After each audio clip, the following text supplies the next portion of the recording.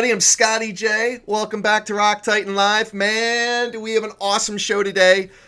This guest that I have on, we've actually hosted him before, but last time he was with his brother, and I was banging on a cowbell. And I know that, oh man, it had to be torturous for this guest of mine. But he's an absolute legend. You know him as the bass player for Blue Öyster Cult.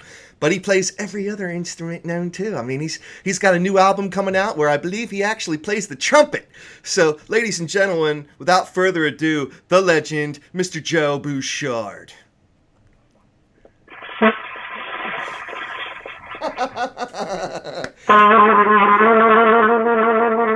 There you go. There you go. This is my latest. It's a beautiful horn. Yeah. It's actually played in the E Street Band.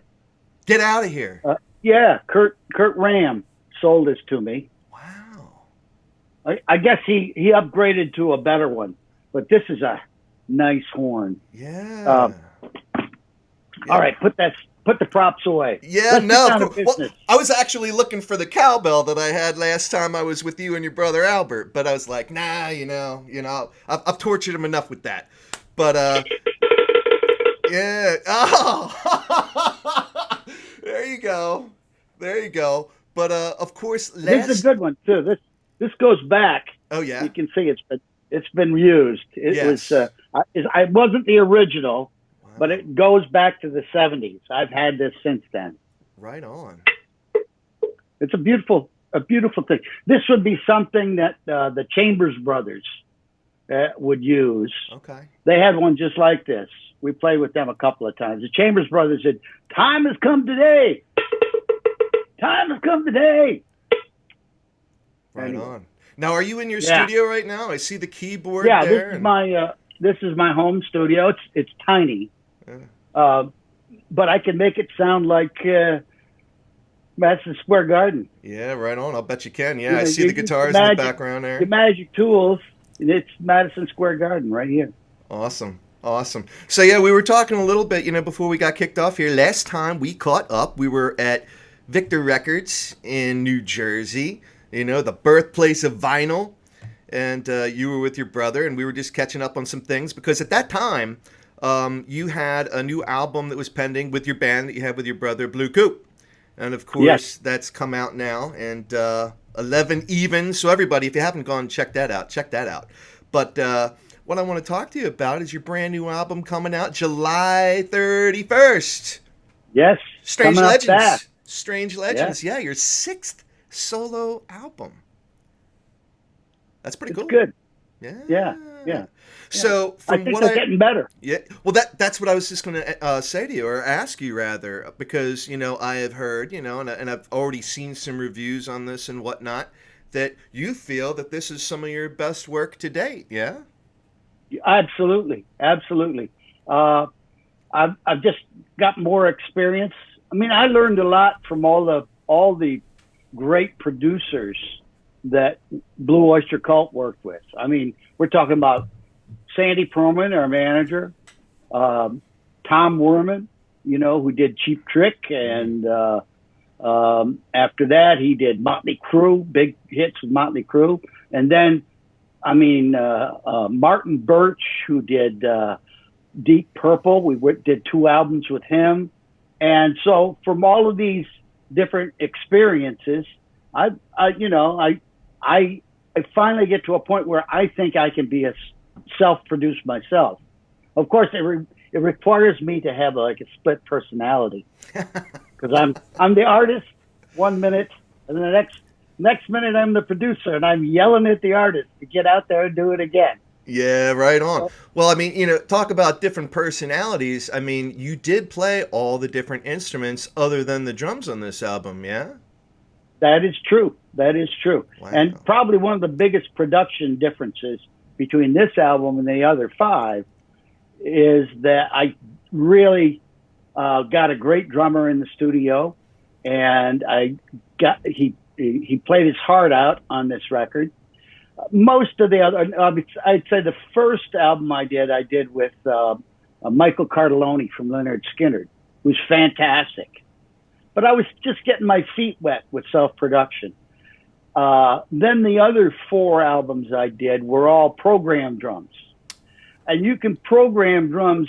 I mean, the samples are unbelievable, you know, and the patterns that you get to use. But there's something missing. And you know what it is? It's that human hand that goes from the cymbal and the muscles and the skeleton and the tendons that go from this hand to this hand. And you have to have a human connection between the two. And what can I say? Micky knocked it out of the park. Literally knocked it out of the park. He's played a lot of stadiums in his days. He knew how to make it big and what I was looking for. Now, I thought it was very interesting that you had Micky play the drums with you versus, say, your brother. But yes. No, in all seriousness, because I know, obviously, with a lot of your work, you've had Dennis Dunaway playing with you, and he's got his background, of course, with Alice Cooper, which I know you guys are really good friends with. And Mick, he played with Alice Cooper, too, yeah? Yes, on Feed My Frankenstein, one of the great tracks. He did that whole album. Which is called Hey Stupid. Yeah. He did that whole album. Yeah. He had a great time. And when I brought in my songs, he said, this could be an Alice Cooper song. And he started getting fired up. It's like, yeah. I mean, he plays with Bryan Adams a lot.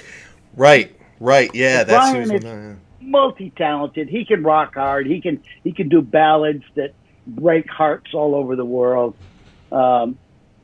But Micky had a lot of fun with this, you know. And it was just coincidence. I went to an open mic, and this guy Todd Curry was there, and he plays like flute, like Jethro Tull. So we're jamming, having a good time, jamming at the open mic, you know. And he says, "You should get my brother Micky to play drums." I said, "Micky Curry is your brother?" So he hooked me up, and next thing you know, I was in the studio cutting an album, you know. Very cool. We cut more tracks. We cut like 17 tracks. Oh, God. Wow. But when you are the producer, and I put on my producer hat, you say, okay, let's make the best listening experience for the people who are going to be listening to this. And so I trimmed it down a little bit, as most producers will do. And it's solid from top to bottom.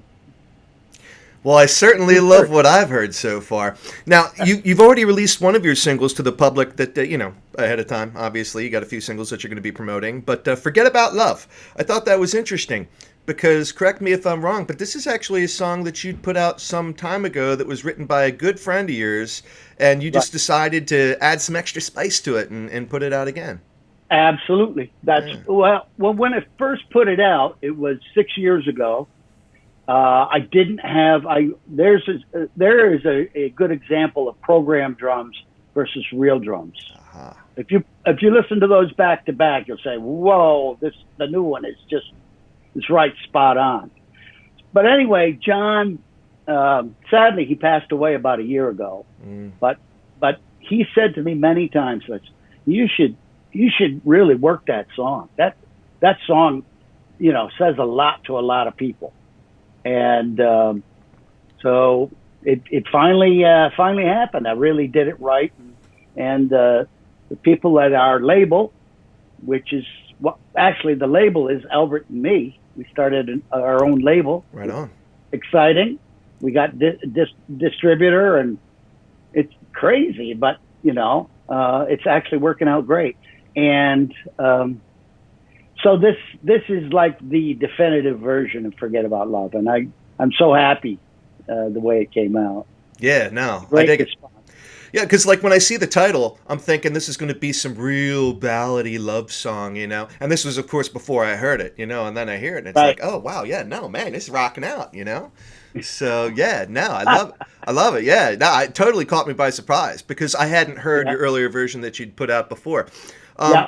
Now, one thing I'm curious about, Joe, because like you said, you played all the instruments on this new album except for the drums. So, like, if you're going to go out and support this thing live, which we all hope you actually have the opportunity to do here. As soon as they open up for shows, I'm there. I will be at the front of the line, you know. So what are you going to play? Like what what instrument are you going to play out of like the guitar, the bass, the keyboards? Like what are you going to do? I'll probably do guitar mostly. It's Okay. I find that it's easiest for me to sing when I'm playing guitar. I was even back in the Blue Öyster Cult days. I loved singing and I loved bass playing, but it was hard for me to do both. Really? And really do it as good as I think needs to be done. I mean, I pulled it off on a few songs, Hot Rails to Hell, definitive Blue Öyster Cult song that I sang. There were a bunch of other ones, you know. Of course. Morning Final, Alan Lanier played the bass, and I played piano on that one in the studio. No, I love singing and playing the guitar, and I feel that's what I can do best. Right on. So right. I don't know. We're doing a show with Albert called the Bouchard Brothers, which you saw. Sure. Right. And we'll probably mix in all the hits like we had before, plus some new tracks and some of these new gems, hopefully. And Albert's got a new album coming out in the fall, so there'll be a couple of his new songs. And we'll just play for 3 days. Yeah.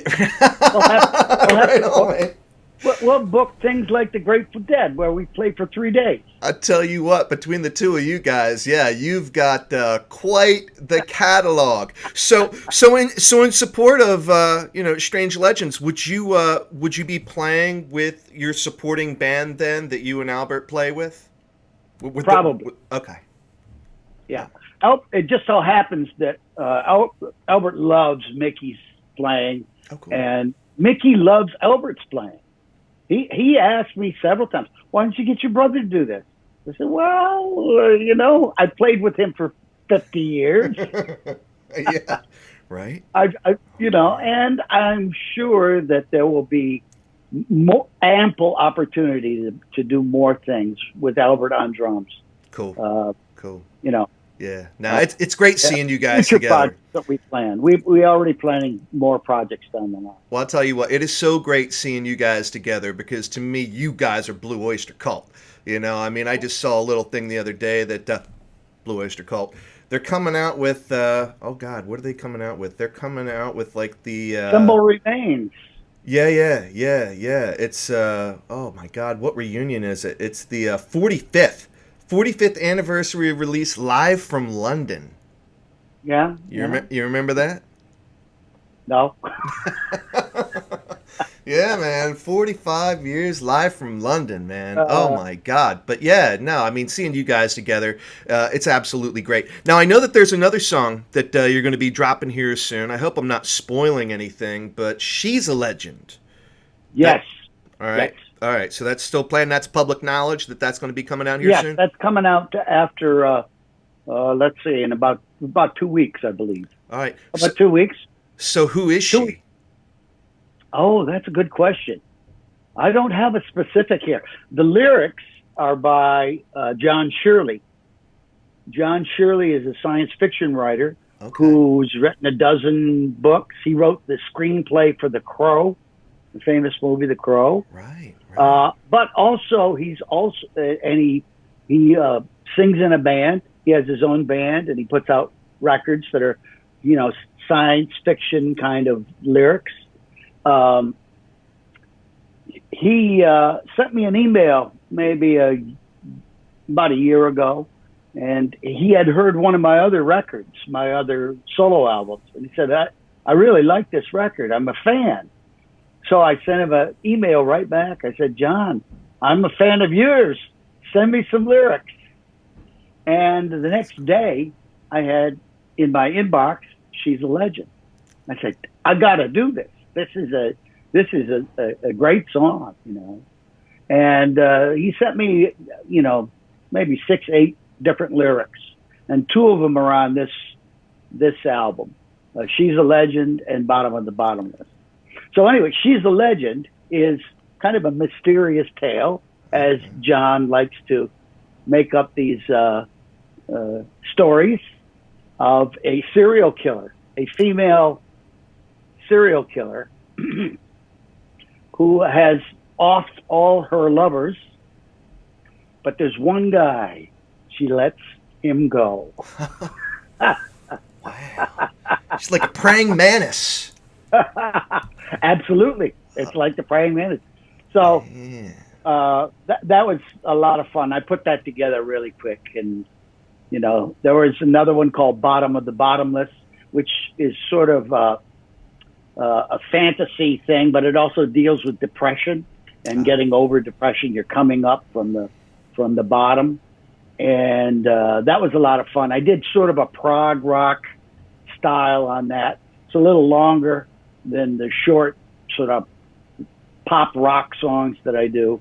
So that was a lot of fun too. So, and John Shirley, very, very talented. And he has done most of the lyrics for Blue Öyster Cult in the last two studio albums they did. Okay. And there's a rumor he might have a few on the next album. So. Oh, wow.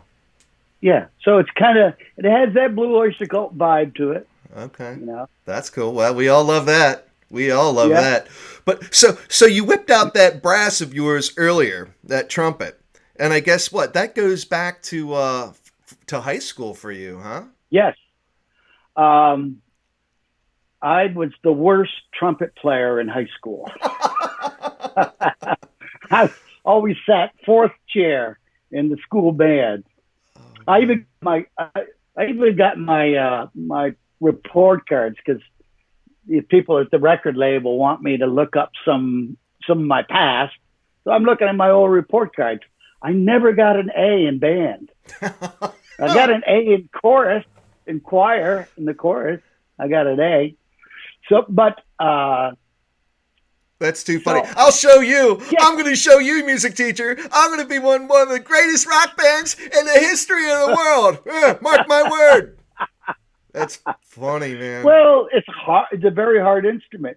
So anyway, somebody gave me a free trumpet, and that got me started. I went to a guy's house for a rehearsal, and he had all these brass instruments, like a sculpture in his living room. He had all these brass instruments, a sculpture. So we rehearsed in the guy's house down in the basement. And then as I'm leaving, he says, here, you want a trumpet? I said, sure. And it didn't have a case, didn't have a mouthpiece. But I started playing it. And I said, this is not bad. It's pretty good. And then maybe about a year ago, I said, I should get another brass. Because a lot of people said to me, if you had a better horn, you'd be a better player. Mm-hmm. It's like the carpenter always blaming his tools. If I had that drill, I'd be the best carpenter around. Yeah. So all I have to do is go out and get an Ibanez, and I'll play like Steve Vai. Or I'll go out and get it. Right, exactly. Exactly. Oh, man. So I started getting into the history of brass instruments, and I bought a cornet. Was made in Chicago 120 years ago. Wow. And I'm playing this thing, and it sounds pretty good. Wow. And it gives me that vibe. Like, this was played at like mafia weddings and parades. And, this has got a history to it. It's got a vibe. And I started playing it, and the vibe was getting to me, Wow. So then, since then, I bought a new trumpet, and that's from the 60s. And then I got this horn that came from the E Street Band. That's so cool. I feel like, it's cool. It's very cool. I have more time to practice. I will admit, I never practiced enough. Okay. And it's just a matter of, and you go online, as probably a lot of your listeners do. They go online. There's a lesson for everything. Right. There's a lesson for everything. So I'm taking all these lessons. I take lessons. I do these lessons with this Italian guy who's fantastic. Yeah, what's his name? Alfredo. Alfredo from Italy. And I go, wow, And so you just have to sound like him. That's all you got to do. That's it. That's all there is to it. You sounding like Steve Vai. Yeah, right. Oh, yeah, because there's nothing you can't just pick up on YouTube anymore. I could take a car apart and put it back together again. It's you got know? everything in detail. Oh man, that's So absolutely yeah, nuts. that's been fun. I joined a brass band, Really? a local brass band, and they're all retirees like me, Okay. and we play Tired. retirement homes and church halls, and we do marches, and I'm reading music. I'm having a great old time. Man, you're making yourself like you've been put out the pasture here, Joe. You know? Come on. Give me a break. Not likely. Not likely. Oh man. Oh man. Well, everybody, But again, I'm just having a great time. that's awesome. How can you stop when you're having the best time of your life? Yeah. You know, Yeah. Well, I how can you mean, stop? even now, I mean, this is crazy stuff that we're dealing right now. I mean, even in your lifetime, man. I mean, I know the '60s were like your heyday and whatnot. But again, everybody, we are here with Joe Bouchard. If you didn't catch his name or recognize his face in the course of this conversation so far, and we're talking about his brand new album, Strange Legends, among other things. But you know what's crazy right now, Joe? And I've talked to some other people about this. Like, Woodstock. You remember Woodstock, right? 1969. Yes. I was supposed to go, but I missed it. I had a Really? gig. Yeah, Yeah. I was in Ithaca, which is like about 2 hours from there. Yeah. Yeah. I was going to go on Sunday so I could see Hendrix. And the sound man at my gig said, "Don't go. It's a disaster." And I should have gone because it was free. At that point, it was free. Yeah. You just walk in. I might have had to walk for a couple of miles to get there, but it was just down the road from where I was living that whole summer. Yeah, yeah, but I mean, but from what I understand, that was at the height of a crazy pandemic too. I mean, there was like some serious, there was like a real bad virus going on at that time, just like we have right now. But one thing in talking with a lot of musicians such as yourself, whether you're retired or not, right now everybody isn't really able to be as mobile, and out and about, as they might like to be these days. I So miss the crowd. yeah, a lot of people are holed up. So it's like, I'll talk to a musician such as yourself. Like, what are you doing?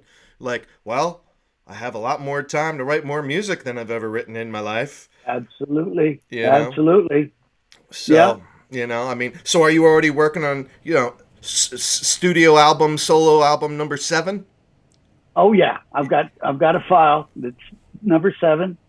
A lot of good stuff. That's all I can say. All right. It will probably change, but I have the time to make any adjustment I want and get that performance just right. Yeah, it's in development right now. All right. Definitely. All right. Now, what about your Blue Coupe project with your brother? You guys doing anything? Are you active there? Well, we can't really do anything because we're all in quarantine, basically. Okay. We great gig booked in Sweden in May.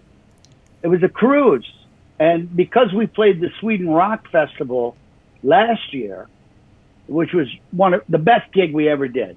It's the best gig we ever did, and I made a video out of it. There's a video on YouTube that's really great. We did an hour-long show with 10,000 people, and the place went completely berserk. It was beautiful. It was like one of those.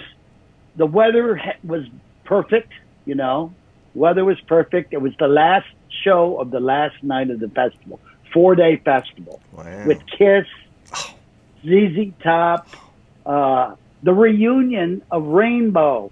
Oh my God. With Richie Blackmore. He never does that. Wow. And Def Leppard. Right on. Def Leppard, Kiss, ZZ Top. That were just some of the headliners. And it's a 4-day festival. So the people that ran that had something to do with a cruise.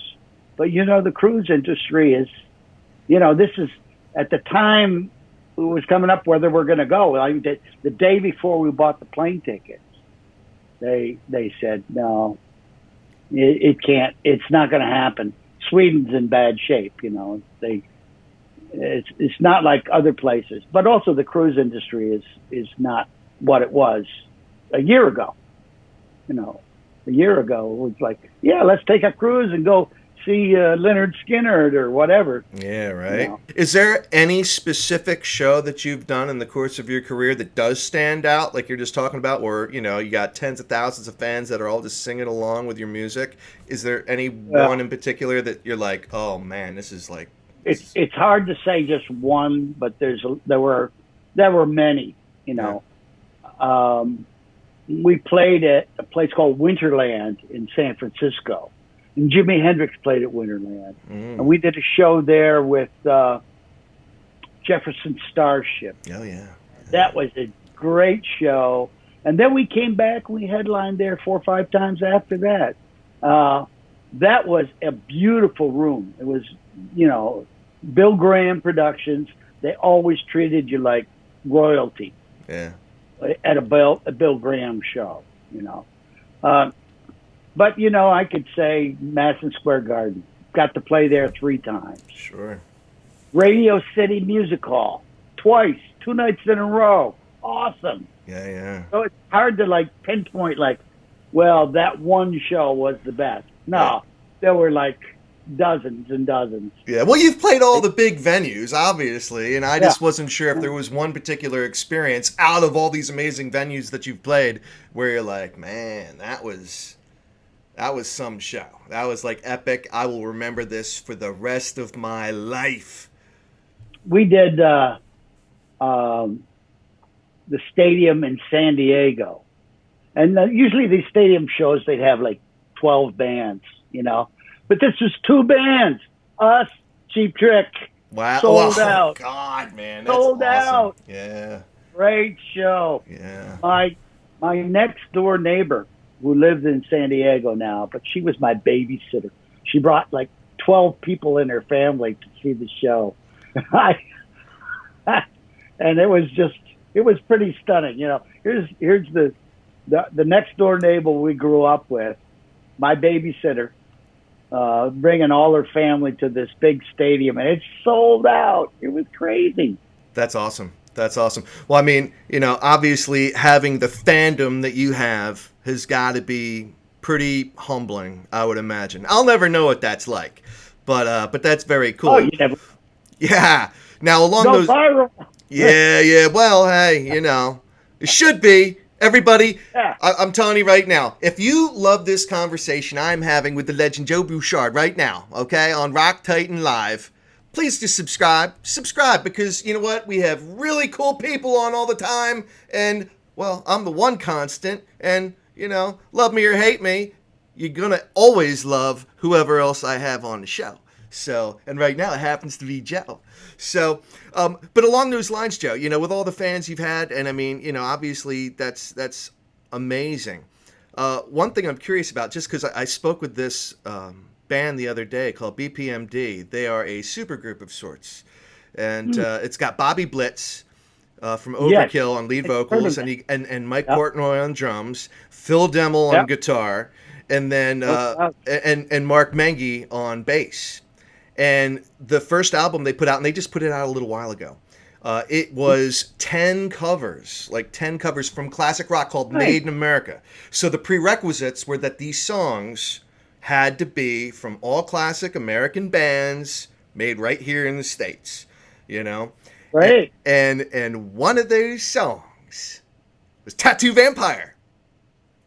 I have not heard that. Yes, yeah. So sweet. I had to bring that to your attention because I'm just curious, because obviously with the music that you've made over the years, there's got to be a ton of covers, you know, from all the hits that you've put out there.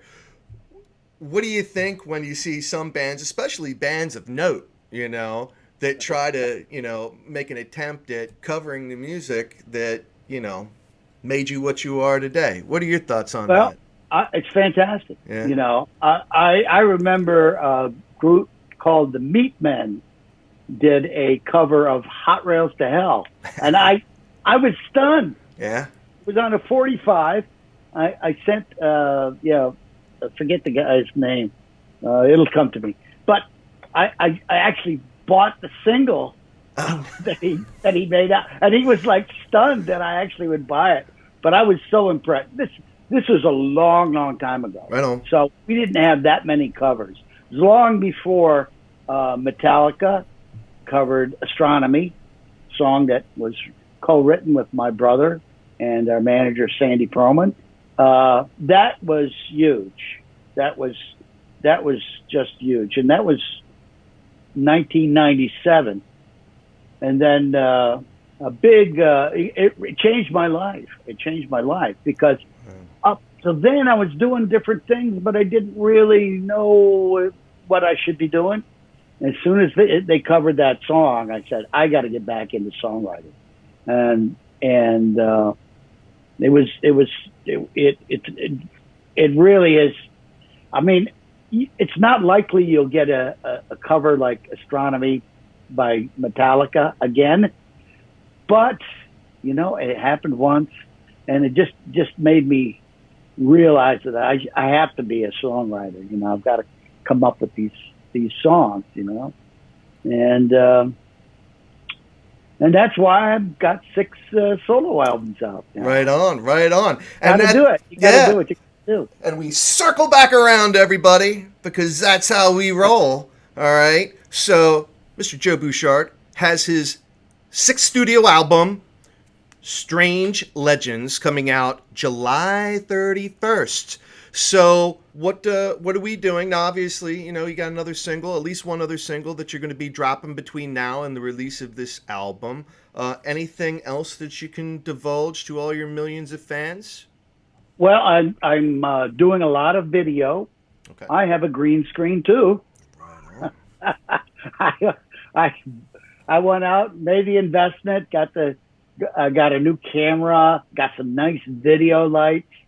It's all about the lighting. It's all about the lighting. If you get some good lighting in there. So back when I was teaching in a private school many years ago, I did teach video for, and my dad, even going back further than that, way back, my dad was a video technician, broadcast technician in a TV studio. And so I think it's in my blood to be kind of a little technical about that. So I'll probably be doing videos for the other songs on the album. I've already created some lyric videos that will be coming out in short order, and also doing some like live action videos too. Oh, very cool. Trying to really push the envelope there. Right. And it's a good way to communicate in this day when you can't go out, but you can. Everybody can make a video in their home, and it seems like everybody is. Yeah, you know, I complain sometimes, you know, but I'm such a hypocrite because, you know, here I am. I wouldn't have been able to do this 15, 20 years ago. There's absolutely no chance, right. You know. But for people that want to go out and check out your videos, your YouTube channel is actually Joe Bouchard. That's the name of your YouTube channel. So they can just go out there, type in Joe Bouchard. I got 385 videos. I was just looking at the statistics. I don't know. Seems like I started with one just a few years ago, but now it's up to 300. Now there's different ones. A lot of them are lyric videos or just promotions for an album. But there's quite a few really good ones. They should definitely check out Blue Coop's videos from Sweden. Just go Blue Coop Sweden. You will hear some great stuff. And it was recorded 24 track, 5 camera shoot. So I had to learn Final Cut. I'm learning. I use Final Cut Pro, and that's what I use. Yep. It was a learning curve. But now I'm into it, and I'm feeling really good about, doing that kind of stuff. And I got the time now.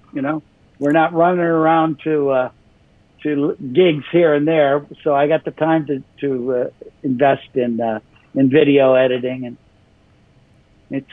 I love it. I love all that stuff. Wow, man, look at you. Busy man. Very busy man.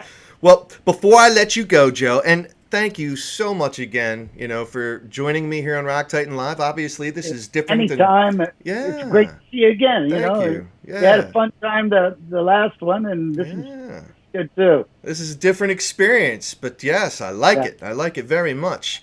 We're going to have to catch up. We're going to have to catch up at some point. Maybe we'll get you and your brother Albert back on the show together. We'll have a little video conference. Absolutely. And we could do that. Yeah, and he's got an album coming out in not too long, right? Yes, in the fall. Okay. It's a really special album.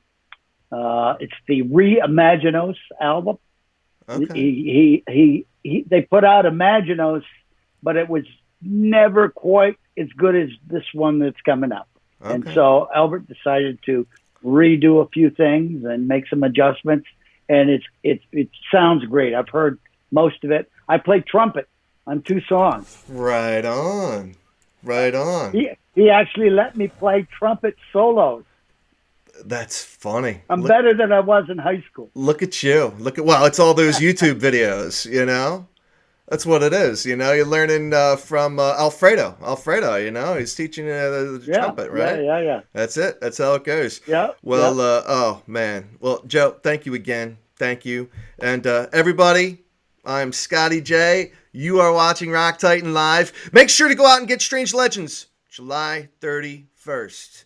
And make sure you go subscribe to this YouTube channel. Go subscribe to Mr. Joe Bouchard's YouTube channel, and go check out all the videos, like he's talking about that he's got out there. Very entertaining, and, he does all the editing himself. It's very good stuff. Right on? All right, everybody, we're out. Your life is a small coin she spent.